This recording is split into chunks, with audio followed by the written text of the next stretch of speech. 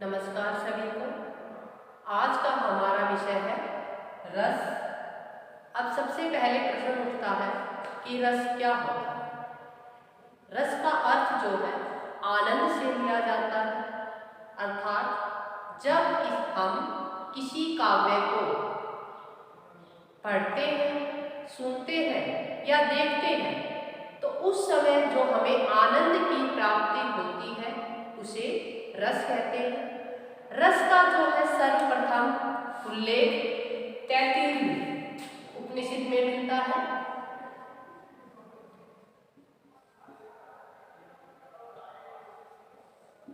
तैत्तिरीय उपनिषद में रस के बारे में सबसे पहले उल्लेख मिलता है, लेकिन उसमें रस के अभिप्राय स्वाद से लिया गया है। रस को आनंद नहीं माना बल्कि रस को स्वाद के अर्थ में लिया गया है। रस के अर्थ में रस का प्रयोग सबसे पहले भरत मुनि हुए हैं।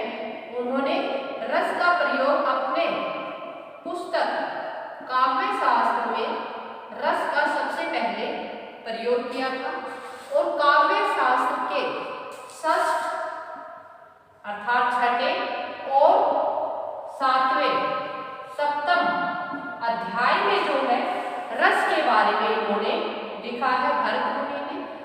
भरत मुनि ने जो काव्य शास्त्र लिखा है तो भरत मुनि के काव्य शास्त्र का जो आधार है वो चारों वेद हैं, जो हमारे चार वेद हैं। उन वेदों से सार तत्व लेकर भरत मुनि ने अपना ग्रंथ या अपनी पुस्तक काव्य शास्त्र लिखी, क्योंकि भरत मुनि जी का मानना था कि चारों वेदों को जो है सामान्य आमजन नहीं पढ़ सकता है। अतः इन्होंने चारों वेदों से सार तत्व लिया और एक पुस्तक बनाई, नाट्य शास्त्र और काव्य शास्त्र नहीं, ये नाट्य शास्त्र है। इन्होंने एक पुस्तक बनाई नाट्य शास्त्र, और नाट्य शास्त्र को जो है मोहल्लों में, गांवों में, कस्बों में जो है दिखाया गया, ताकि लोगों को जो है चारों वेदों के बारे में जानकारी प्राप्त हो सके।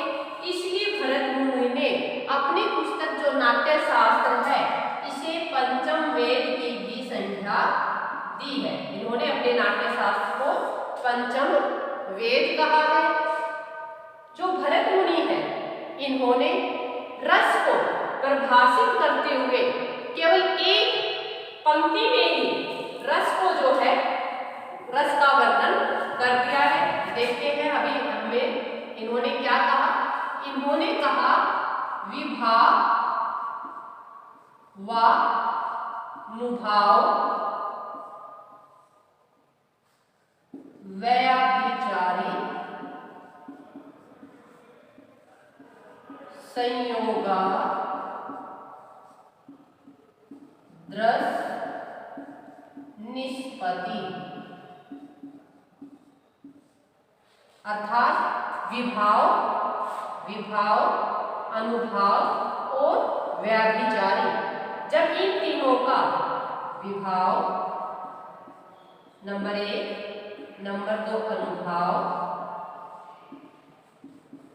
नंबर 3 व्यभिचारी,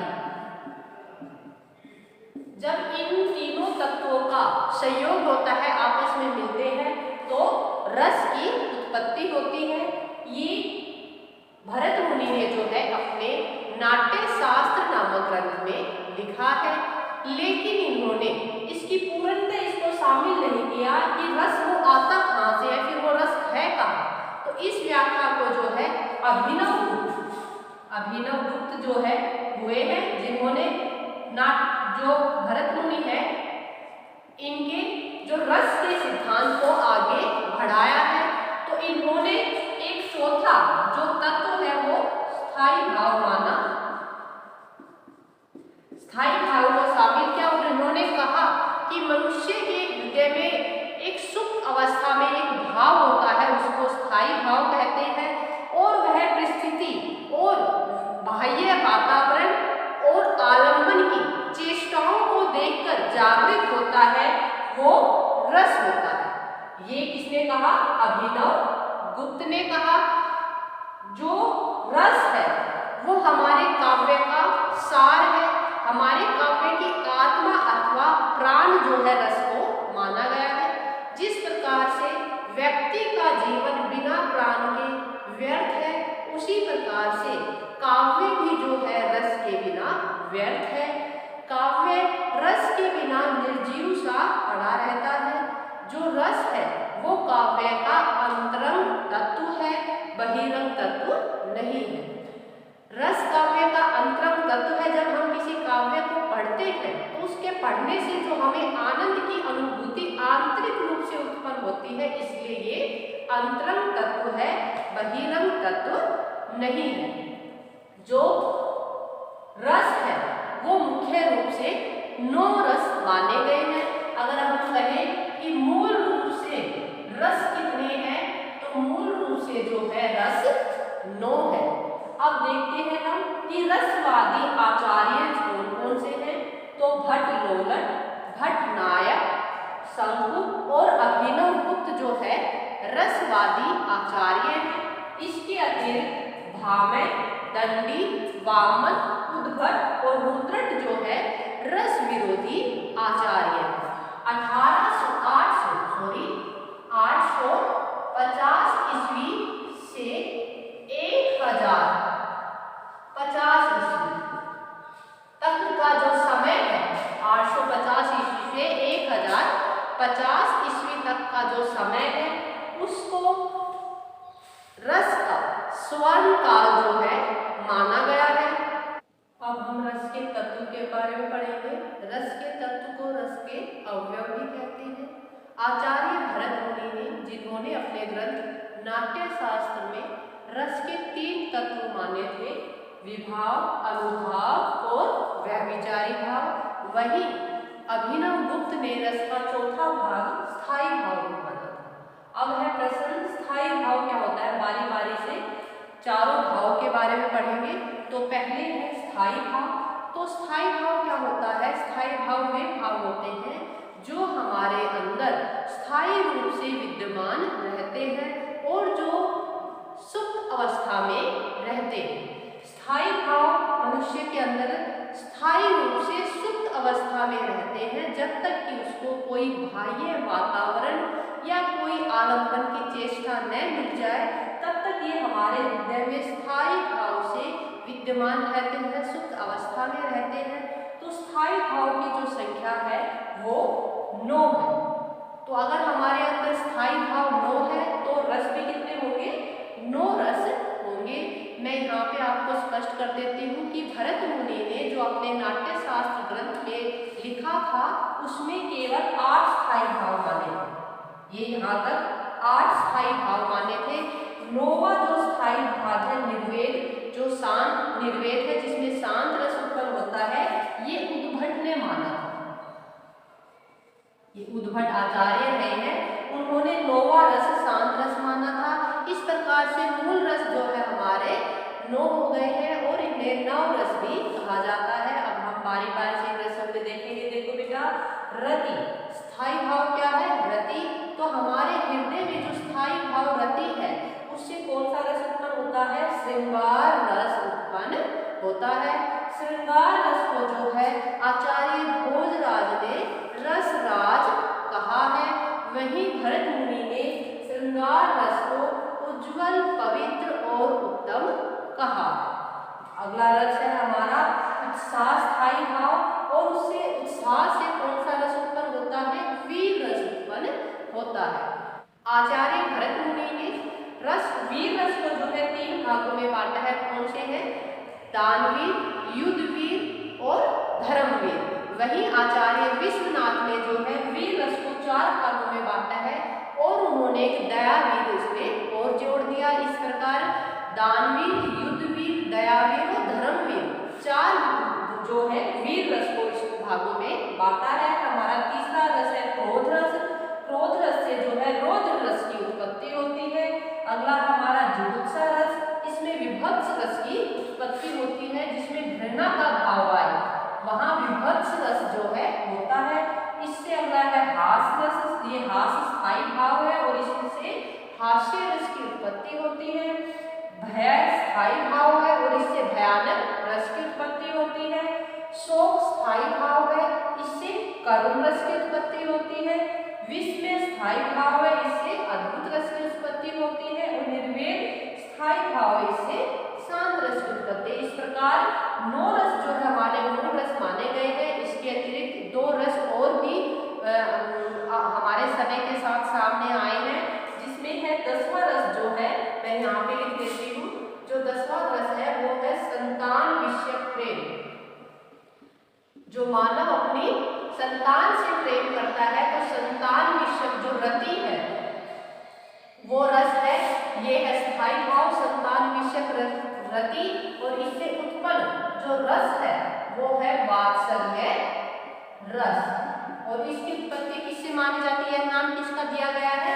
आचार्य विश्वनाथ। आचार्य विश्वनाथ ने यह नाम दिया है। अगला है हमारा 11वां रस है, वो है भगवत विषय रति, अर्थात ईश्वर के प्रति जो भक्ति होती है। और इसमें जो रस उत्पन्न होता है वो होता है भक्ति रस। और यह किसका द्वारा नाम दिया गया है? इसके द्वारा प्रचलन में गौरूप गोस्वामी रस। ये पहले भी थे, लेकिन जो रति था हमारा, रति जो स्थायी भाव था, रति स्थायी भाव में ही श्रृंगार रस, वात्सल्य रस और भक्ति रस तीनों आ जाते थे। लेकिन बाद में 2 रस अलग से रसों का नाम रख दिया गया। वात्सल्य रस जो विश्वनाथ ने दिया, और अगला है 11वां भक्ति रस जो रूप गोस्वामी ने दिया। इस प्रकार जो रसों की जो गिनती है वो कितनी हो गई? 11 हो गई। लेकिन मूल रूप से जो रस अगर पूछे जाए तो मूल रूप से जो रस है हमारे वो 9 रस है। तो ये पहला भाव था स्थायी भाव। दूसरा है विभाव। विभाव क्या होता है? विभाव होता है कारण। कि जब किसी व्यक्ति, वस्तु या दृश्य को देखकर हमारे हृदय में जब रस की उत्पत्ति होती है तो वो क्या होता है? विभाव होता है। जिस कारण से, ठीक है, किसी व्यक्ति, वस्तु या दृश्य को देखने पर जब रस की उत्पत्ति होती है तो विभाव होता है। विभाव को 2 भागों में बांटा गया है। 2 भाग है। नंबर 1 है आलंबन, दूसरा है उद्दीपन। आलंबन क्या होता है? आलंबन वही होता है कि जब हम किसी व्यक्ति, वस्तु या दृश्य को जब देखते हैं तो हमारे अंदर भाव उत्पन्न होता है, वो आलंबन होता है। उदाहरण के लिए कि जिस प्रकार दुष्यंत ने जब शकुंतला को देखा तो उसके अंदर रस उत्पन्न हुआ। तो शकुंतला क्या है? इसमें शकुंतला है आलंबन। ये आलंबन क्या है? शकुंतला को देखने के बाद दुष्यंत के हृदय में जो भाव, जो रस है वो उत्पन्न हुआ है, उसको कहते हैं आलंबन। और दुष्यंत क्या है? इसमें आश्रय है। दुष्यंत क्या है बेटा? आश्रय। कि जिसके मन में रस उत्पन्न होता है उसको क्या कहते हैं? आश्रय। और जिसको देखकर रस उत्पन्न होता है वो होता है आलंबन। दूसरा है विभाव का उद्दीपन। कि जब रस तो उत्पन्न हो गया लेकिन उस रस को और अधिक तीव्र, उद्दीप्त, तेज करने की जो प्रक्रिया है उसको उद्दीपन कहते हैं। जिस प्रकार से दुष्यंत ने जब शकुंतला को देखा तो उसके हृदय में श्रृंगार रस तो उत्पन्न हुआ, लेकिन जब शकुंतला ने अपनी चेष्टाएं की, क्रियाकलाप किए, या फिर प्रकृति का जो बाह्य वातावरण था जिसमें नदी है, फूल है, पक्षी की चहचहाट है, उनको देखकर जब दुष्यंत का जो श्रृंगार रस है वो और अधिक तीव्र हुआ, तेज हुआ, तो उसको कहते हैं उद्दीपन भाव। अब अगला है हमारा अनुभाव। जो अनुभाव है हमारा, इसको 4 भागों में बांटा गया है। कौन कौन से 4 भाग है? कायिक या आंगिक, नंबर 2 वाचिक, नंबर 3 आहार्य और नंबर 4 सात्विक। कायिक क्या होता है? जब हमारे शारीरिक अंगों के द्वारा जो चेष्टाएं की जाती हैं वो कायिक या आंगिक होता है। वाचिक जब वाणी के द्वारा की जाती है। आहार्य जब वेशभूषा या अलंकारों के द्वारा की जाती है। और सात्विक जो सत्य के अपने आप जो हमारे अंदर प्रकट हो जाती है भारी रूप से, उसको कहते हैं सात्विक। अब अनुभाव क्या होता है?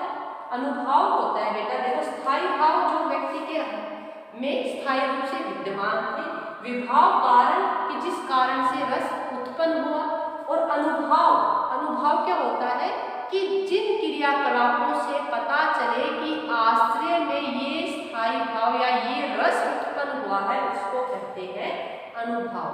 कि आश्रय की क्रियाकलापों से यह पता लगे कि आश्रय में कौन सा रस उत्पन्न हुआ है, तो इसको कहते हैं अनुभाव। इसको 4 भागों में बांटा गया है। कायिक जो शारीरिक क्रियाओं के द्वारा हो, वाचिक जो वाणी के द्वारा, आहार्य जो वेशभूषा या अलंकार के द्वारा, और सात्विक जो अपने आप में उत्पन्न हो जाती है। जो सात्विक अनुभाव है ये 8 माने गए हैं।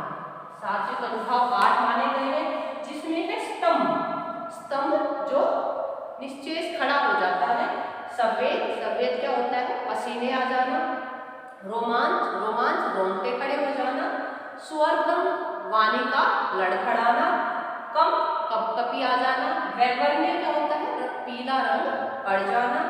अश्रु, आंसू निकल आना। और प्रलय, मूर्छा हो जाना। इस प्रकार सात्विक जो है अनुभाव 8 होते हैं। चौथा जो हमारा भाव है वो है हमारा व्याभिचारी भाव। व्याभिचारी भाव को जो है हम संचारी भाव भी कहते हैं।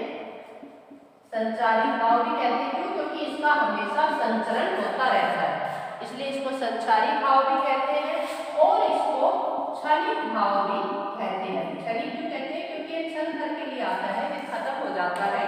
तो व्याभिचारी भाव को संचारी भाव या क्षणिक भाव भी कहा जाता है। इनकी संख्या 33 है। जो व्यभिचारी भाव है इनकी संख्या 33 है। व्यभिचारी भाव क्या होता है कि रस उत्पन्न होने के पश्चात कहीं और गुम हो जाना क्या होता है? व्यभिचारी भाव होता है। इसकी संख्या 33 है।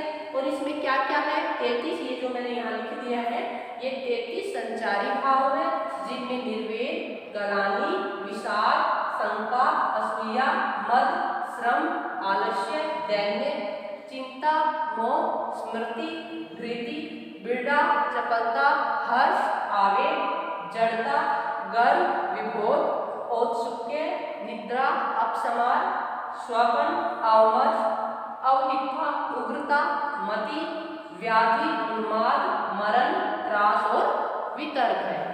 मैंने इसके 4 तत्व बारी बारी से इसका वर्णन कर दिया गया है। जो रस है हमारे काव्य का आत्मा है, हमारे काव्य का प्राण है। भरत मुनि के नाट्य शास्त्र से रस को जो है असली पहचान मिली थी। और रस का समय, जैसे मैंने पहले भी बताया था, जो रस का स्वर्ण युग है वो 850 ईस्वी से 1050 ईस्वी तक जो है रस का स्वर्ण